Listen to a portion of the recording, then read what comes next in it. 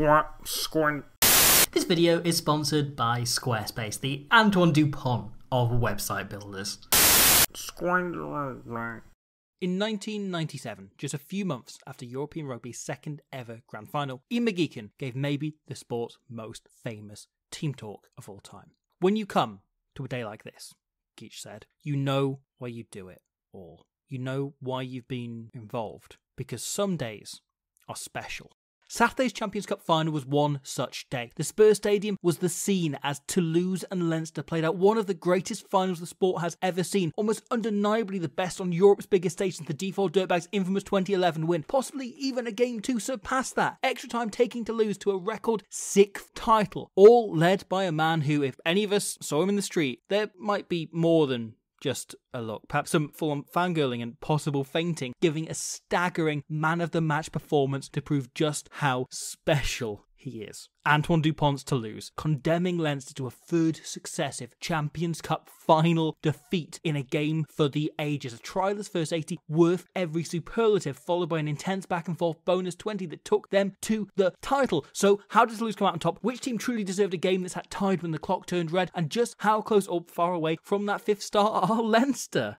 Games at the intensity we saw on Saturday don't come along very often. The pace and impact of every play nearing the already infamous 2023 quarter-finals, and yet Tottenham's showpiece had more in common than just the quality with that gorgeous French weekend. For, after masterminding a second successive Rugby World Cup win built off the back of an incredible display against the host nation in that last 8 round, South Africa's Jacques Nienaber hopped on over to Leinster, no doubt because his uncle once went there and he said it was nice, nothing to do with the money whatsoever, where he would take over tactics and on-pitch issues from the outgoing Stuart Lancaster. And this weekend, he reached back into his old bag from the World Cup and deployed so many of the tricks the box used to send France packing again against the very similar in personnel and approach to the game Toulouse team. Leinster this season kick longer on average than any other side in the URC or Champions Cup. Whilst they're fairly middle of the road for the quantity of kicks, when they do use the boot, they tend to hammer it long. Indeed, going into this game, the players who've kicked the most in this campaign haven't been the halfbacks, but the bigger boots of Jamie Osborne in the URC and James Lowe in Europe. Just 1 in every 7.4 kicks from Leinster this URC season have been contestable, the majority pumped long from deep positions or in the wide channels. On Saturday, however, Leinster changed tact and deployed kicking tactics specially calibrated to shut down France, but now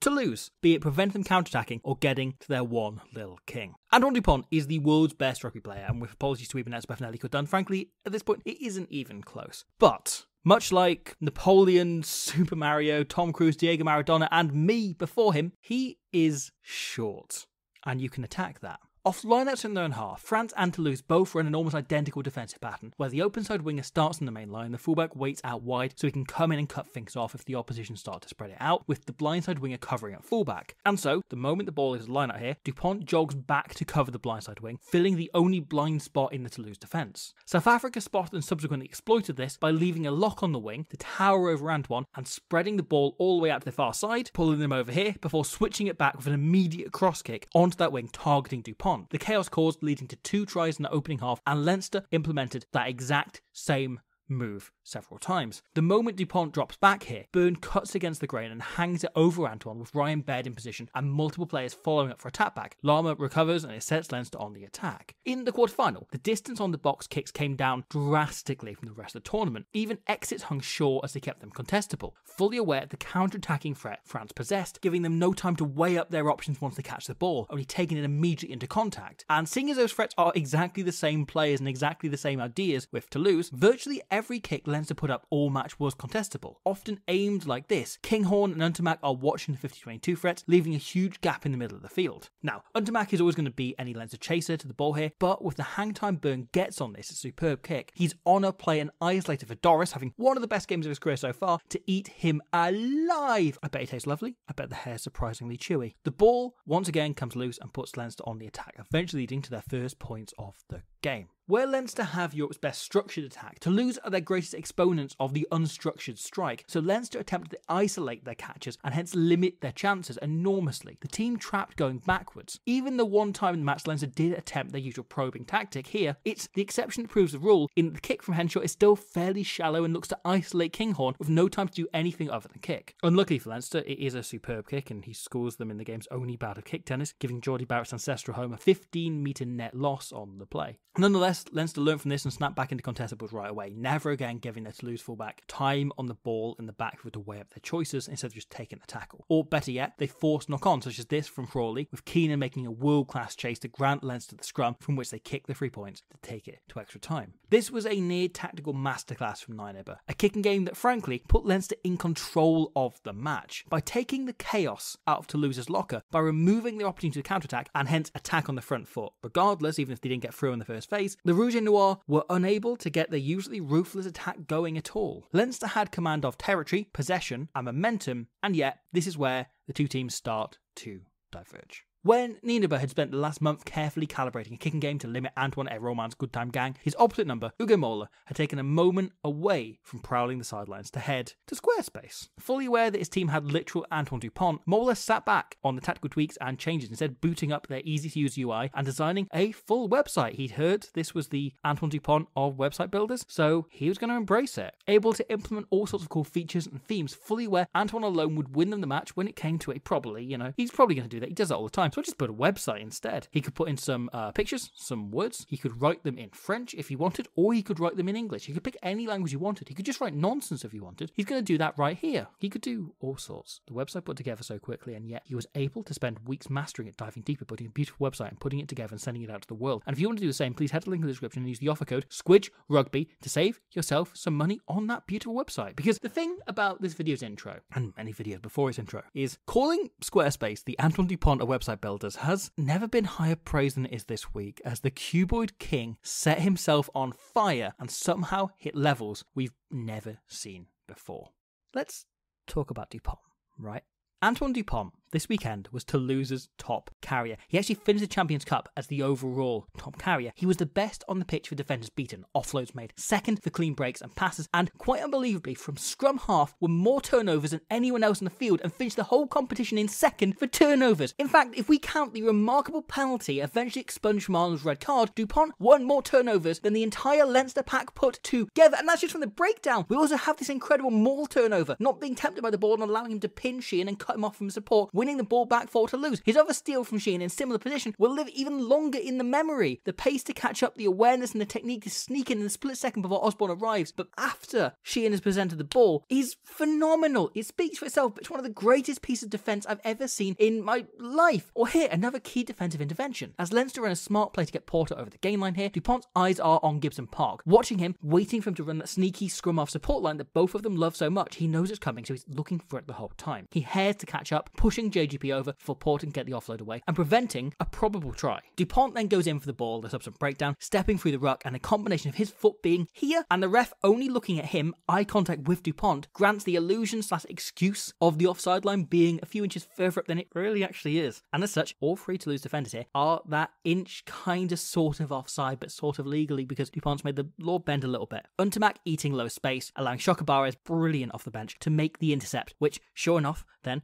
Antoine regathers and bloody drills downfield. Keenan recovers, but check the chase of Matthias Labelle. The ground he covers here is incredible. The pace he goes at to get there, and he cuts off Keenan's options entirely. The fullback has no time to kick and no options to do except run straight into Jack Willis. He pops it to Van der Fleer, who also runs straight into Jack Willis, who, having the brilliant game he is, picks him up alongside the ever superb Juan Guzmalia to, as David Flatman put it on commentary, bring the shopping in from the car with one of the best tackles of the season. All possible because of 3 tiny interventions from our friend Antoine that turned this from a try for Leinster into Toulouse ball in the Leinster half. Dupont has been the best player in the world for around 4 years now, and yet he just keeps getting better. To look at those turnovers, if a flanker made the contributions Dupont did in defence and had maybe one big carry in attack, they'd still be walking home with the man of the match medal. And yet Antoine contributed so much else with the ball. Even with Leinster going out of their way to shut him down, often leaving players out of rucks and the defensive line to just niggle at him, get a hand to him, try to disrupt his service, he was unflappable. These are the days, as Geach put it, that many rugby players never have. Days that tell you why you do it. Yet Dupont seems to see them no differently. The only second he lost his otherworldly cool being the moment he thought Mola was bringing him off. For the last few years, it's felt pretty clear that the Lannemezan virtuoso's ceiling has been the best player to ever play the game. But after watching him on Saturday, I actually think we've been underrating him for years. Rugby isn't just looking at potentially the greatest player of all time, it's looking at its Wayne Gretzky, a player capable of dominating the sport so comprehensively, the game around him never looks the same again. This 50-22 is one of the most remarkable things I've ever seen on a rugby pitch. Leinster are marked up close to perfectly, nobody's out of position, and the defence is on top. They're getting them behind the gain line. And yet, as he throws this pass, Dupont takes the slightest glance here at the corner, and he jogs into position and sets shapes to kick off his left foot, eyes on this far corner. So Keenan, Leinster's best player on the high ball, goes to cover that side when, out of nowhere, Dupont switches to his right foot and hits it on a sixpence onto the other side into the tiniest droplet of space. It is a perfect kick. He turns slow ball with defence on top, your team going backwards into a 40-metre territorial gain, able to kick with this accuracy, this unbelievable inch-perfect accuracy from 50 metres out off both feet. Make no mistake, this is undefendable. This is game-breaking. If he gets any better at this, it becomes nigh impossible for a team playing against him to win. We saw Dupont hit a tier of bullshit on Saturday that suggests it's maybe hitting a level that no player in history has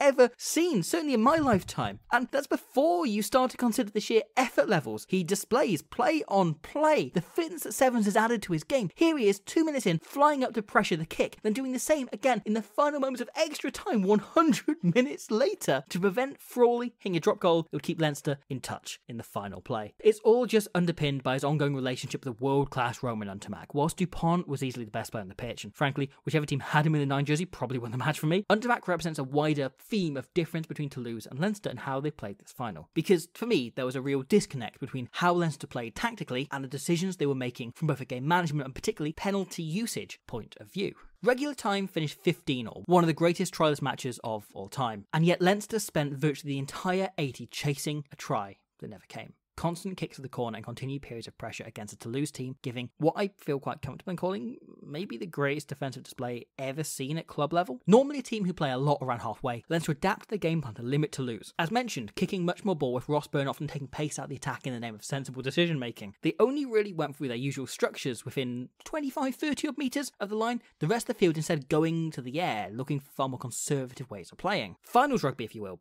Neither but rugby, frankly. And yet, when that pressure resulted in penalties, which, when played with accuracy, it quite often does, the team seemed reluctant to take the points. Neither but South Africa entered the knockouts of wounded animal, yet returned in a frenzy, taking every kickable chance and winning 3 games by 1 point each. Leinster, on Saturday, deployed the Bok tactics, but not their mindset. And even when executing brilliant strategy to a T, their continued need to go for Leinster-style decisions instead of Bok-style decisions, grinding teams down through continued pressure in the 22, continue running through phases near the line, keeping pressure up and up and up until the opposition crack, saw lots of little 5-minute grinds instead of one continuous 80-minute grind, if you will, saw no return on the scoreboard. This isn't to say as well that they attacked poorly, far from it, man. This is their first real attack of the game, and it's arguably their best of the opening 80. Toulouse really target this ruck here, and spotting that, it leaves them light around the fringes, which Lowe exploits, and now with massive front football, they call a beautiful move. Lovely from Ross Byrne here. Toulouse's line is pretty compressed. All the forwards here are crammed into a tight area to try and make some big shots, stop momentum, knock them backwards. It's how they like to defend. But these attempts to stop the momentum are only possible because they trust defensive captain Peter Arquis to cover pretty much a third of the field here on his own. Byrne stood static to invite the Toulousian line speed up because they want to bring them out of line, hits Porter, headed straight into Untermack. Now, getting a prop into the 10 in this kind of space would probably be an easy gain line carry on its own, but Leinster don't settle for that. They tip it out the back to Osborne, drifting sideways. Neither Arquis or Untermack have bitten in, so Osborne fixes his man who never needs to fix his hair, with everyone else trained on Arquis. 2 players running at the exact same gap, meaning when the first one bursts through, the centre here drifts out, figuring he's shut that option off and will now look outside, but instead James Lowe, who starts the phase on the blind side here by the ruck, wraps right around so late that he hits the inside line last second and cuts right through, with Arquis watching his outside man instead, having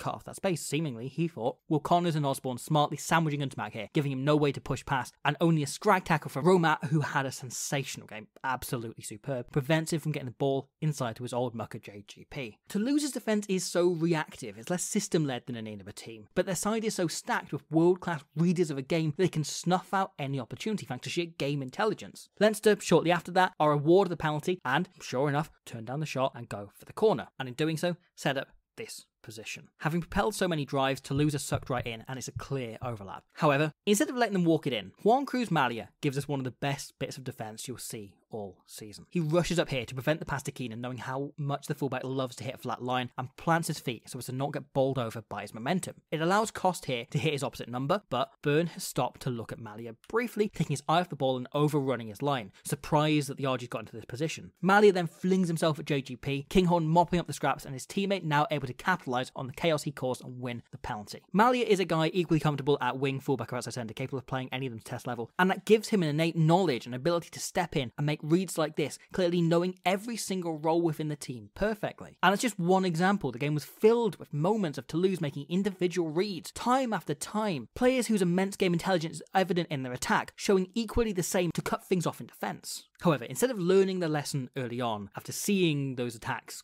fall to nothing, Leinster stuck to their guns, coming up bloody from running headfirst into a brick wall so often you think they're Rishi Sunak. Sometimes you see teams show nerves in big games such as this, look a bit worried or frantic in the early stages, but after 3 successive finals, I almost wonder if Leinster were too comfortable. 100 minutes of rugby between these two teams presented just 5 try-scoring opportunities, and the quality of defence on both sides, and one moment of light when fever from Matthijs de Bel so bad you wonder if he also travelled over from D4, meant only 2 of them were taken. Points were at a premium, and yet Leinster felt comfortable to keep turning down sets of 3 to gamble on scoring 4 more. They got tries in the last few finals, so why wouldn't they this time? This fundamental disconnect between their tactics and decision making didn't need to be. If they were going to make Leinster-type decisions, they could always play Leinster-type tactics over the rest of the field and just join the two up backwards. Kieran Frawley's emergence from the bench helped Leinster slot much more into their old system ways. This final passage leading up to his fateful missed drop goal attempt is sublime system rugby. Frawley calling shapes in Gibson Park, playing instantly on instinct, constant gainline carries from simple shapes, grinding them down, grinding Leinster forwards instead of overthinking what Toulouse are trying to do or trying to apply pressure and pressure and pressure. And likewise, their first passage after half-time saw Leinster try to run their usual flashy interconnected attack, and it was bringing some results until Keenan makes a terrible call here to attack the blind side, with defence having them in overload, allowing Toulouse to blast the ball and win it back, showcasing the risks of playing around halfway. It left Leinster kind of in no man's land tactically. The team superb whatever they did, yet not always sure where it was going.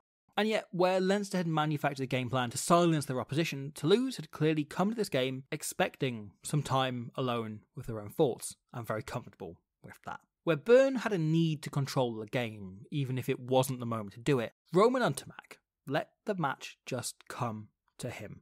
Toulouse are the best team off broken play in the club game, yet the 10 felt no need to force things, to try and create those situations. There was an incredible calm about how Untermac played the game, fully aware Toulouse might get 2 or 3 chances tops over the full 80 minutes, and happy to wait for them to come. His team making decisions that backed it up. Untermac playing a territorial game with the boot, kicking much longer than Leinster, trusting their chase and taking every penalty shot that came their way, allowing Untermac to remain patient, rarely calling the ball to himself, leaving most of the kicking to Dupont until he smelt something was on. Here, Flamont pinches the ball at the line out after Dupont gets Toulouse on the front foot. The former Loughborough, oh god, don't make me say it, keeps play going, and with Willis' pick and go, Toulouse are officially in the ascendancy. Congratulations, Toulouse. Front of the ball, yet a lot of numbers swamped into quite a small area. So, Untermac calls something beautifully simple. Instead of adopting some sort of 1-3-3-1 type structure where everyone spreads out, all the forwards on their feet set together in one 4-pod. Having come off a line out, then repeated carries into the zone, Leinster's pack are pretty congested around here, so one pass gets it beyond the pack, and with both 10 and now 12 here committing, Untermac jogs around the back, and the moment Romat wins his collision, he calls the ball to himself. This simple setup has taken out, through simple hands down the line rugby, most of Leinster's defence, and seeing Shokabaras hit this outside line, Henshaw is bitten in too, allowing Untermac to get onto the outside. King Blair Horn fixes his man, and Cost makes an outrageous step to get in within 10 metres of the line. They lose the ball almost instantly, but it's a phenomenal attack. Where Byrne looked to keep the entire game under his fingernails, Untermac would just happily sit back for long sequences of play at a time and do nothing. Just call for shapes, call for forwards to stand there, not touch the ball, not force anything, not go wide, not try and play too much. Waiting for the moment that circumstances shift. line out against the head, forwards heavily congested, 10-12 defending unusually narrow, and Untermack turns this into an outright chance with 2 tiny interventions.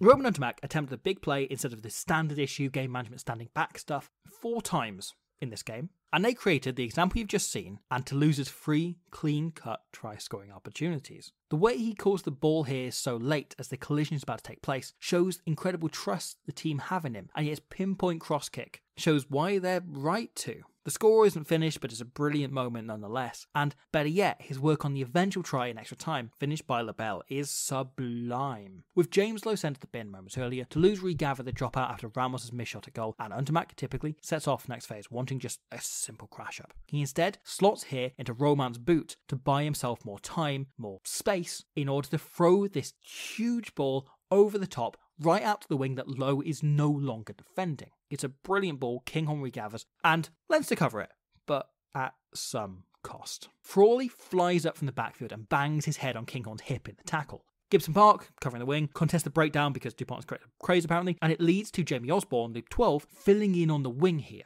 a position he's very comfortable playing. With Leinster's defence well set, Untermack calls for a phase in field to compress the defence, prevent any of these players drifting out when the ball comes wide. Because Frawley is so slow to get off the floor, which he should be, he's taking a head knock, it should be taken bloody seriously, Osborne has to remain on this side, on this wing, with Gibson Park now jogging back into the backfield. Untermack, in the boot here, calls it out wide instantly and throws it away straight away. Jack Willis runs a really nice line to cut Henshaw and Lama off from the rest of the defence, just get in the way of Conan and Ryan here as they drift, isolating the 2 backs, with Untermack having shifted to Ramos, who is presented with a new defensive picture all of a sudden. With Frawley out the game and Gibson Park only just dropping back, Keenan is the only player in the backfield here, and it leaves him trepidatious about shooting up, as he normally would to cut off this overlap. And now, without his fullback outside him, Lama has a decision to make. There's 15 unmarked metres, and he's got to stop the ball getting there. So does he A, drift out and trust Henshaw to get Ramos, probably conceding 15-20 metres in the process, or B,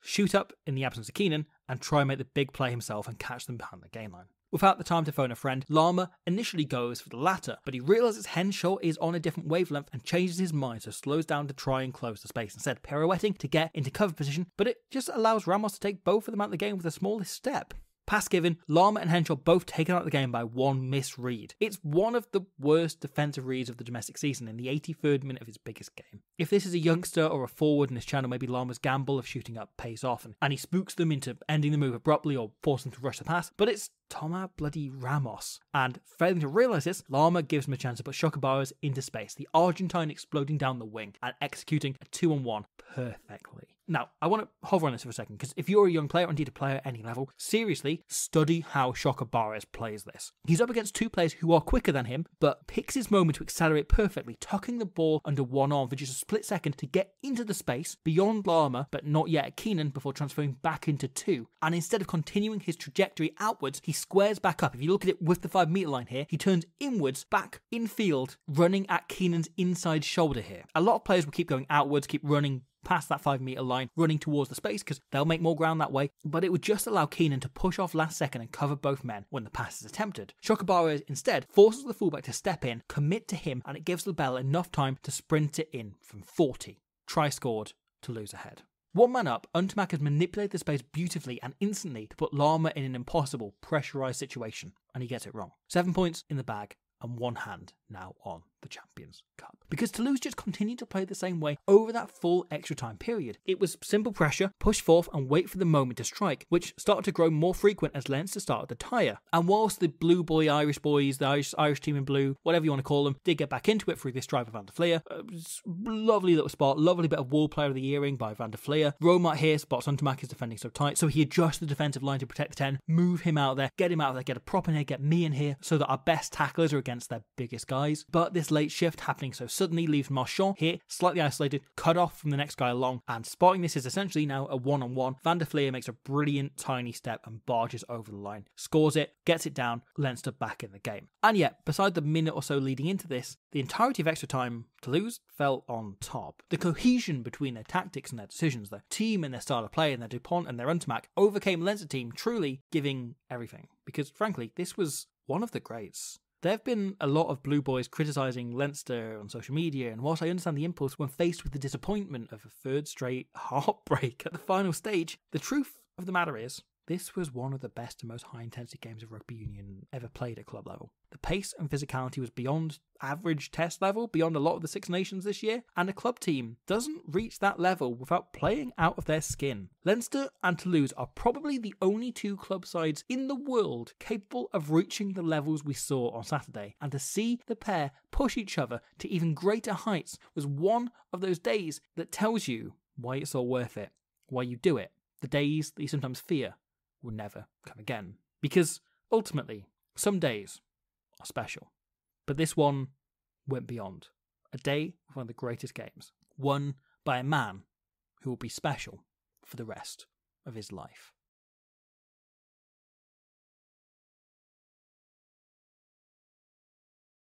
Thank you for watching that. I hope you enjoyed it. That is the end of the European season. That was an amazing game to cover it, to bring us to an end. However, there is the domestic season going on as well. We've got a video on the Northampton Saints, the leaders in the Premiership, top of the table, going into the semi-finals this weekend. If you please want to go and have a look at that. There's also more coming, is there not? Yeah, there's some more slightly alternative stuff coming up that you're going to hear about more. And then we're going to have the summer tests and all of that as well. So that's all very exciting. All coming very soon. I hope you're having a lovely time. This is a very sad lion called Sinbad. He is not very happy after the weekend. And we'll otherwise see you all soon when Sinbad has picked up an awful lot. Rugby! Licking their wounds and go again. God, it's heartbreaking. 3 finals in a row is devastating.